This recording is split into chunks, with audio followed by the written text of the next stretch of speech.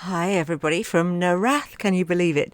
So you might know me as this guy, or even that guy, maybe, or conceivably now this guy, although that's unlikely.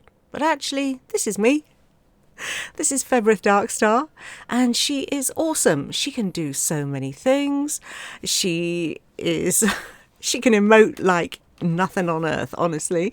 She's sparkly, she's flirty. Her flirt is the best in the entire gaming universe, there's no doubt about it. She's also tough and a lot of fun.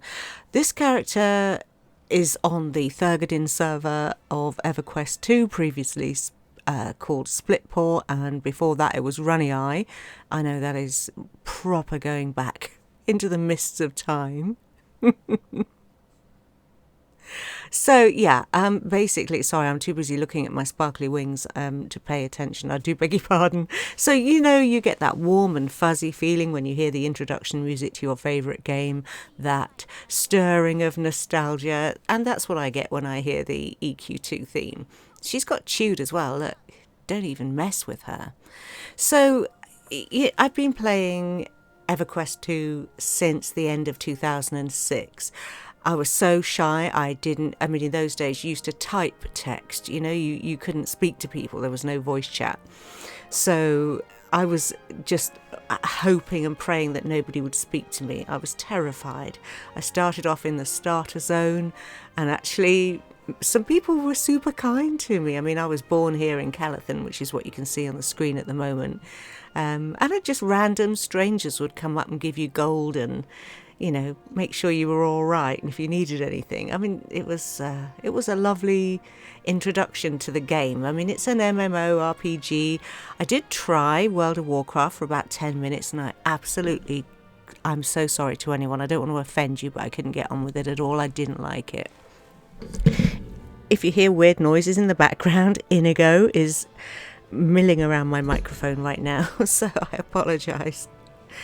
Anyway, so this character was created, this one I think, she's my oldest character that I actually kept, from February 2007, and she's a Fey Warden, which was my main character.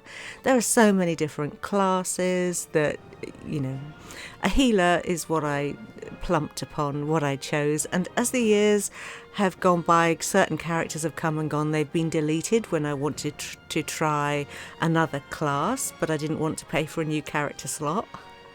You get, I don't know, is it 8 maybe that you used to get character slots, but somehow I ended up paying for those slots anyway, and I now have 20 characters on this server, mostly created in 2007 and 2008. But the last time that I played like every day, full on, passionately, would have been about 2019. So for 13 years, with I say a break in quotes because I never actually left, for Skyrim and a couple of other games, EQII was my home. So just as a matter of interest, I thought I'd check with my current 20 characters to see how much playtime I have. And it totals a whopping 994 days and 10 hours, 379 days and more on Febrith alone. So I played it to death in every way. I was in a lively guild with people from all over the world, mainly Europe because of the time difference with the USA.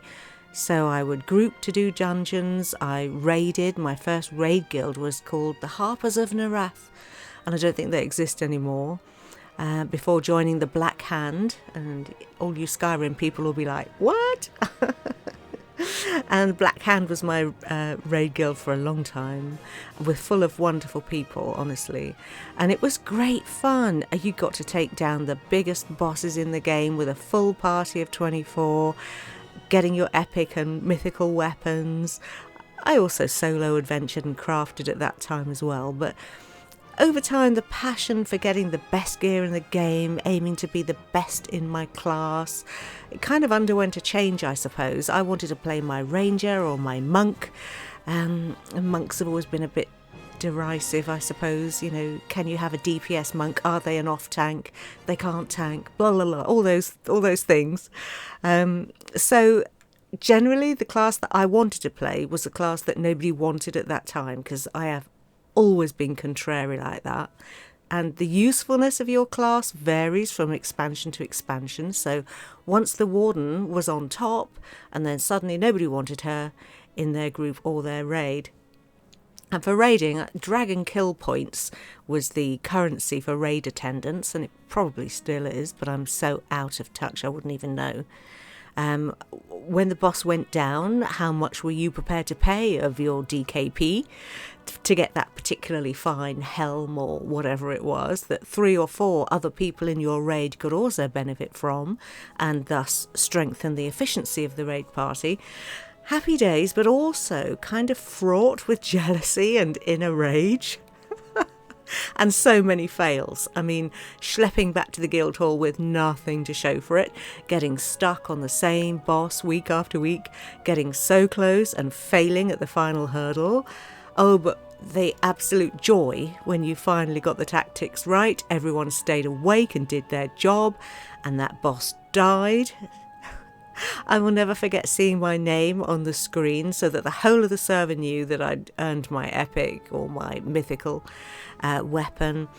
And generally it wasn't just you, there were usually a few other people from your guild that all earned them at the same time, and that is such a screenshot worthy moment. And honestly, I leapt out of my chair, I yelled, a real display of emotion that I don't normally show, and certainly not, losing it like that. But wow, that feeling, I mean, back in the day there was no in-game voice chat, so for raids we used to use Ventrilo or TeamSpeak, and that's when I found out that most of the girls in my guild were actual dudes.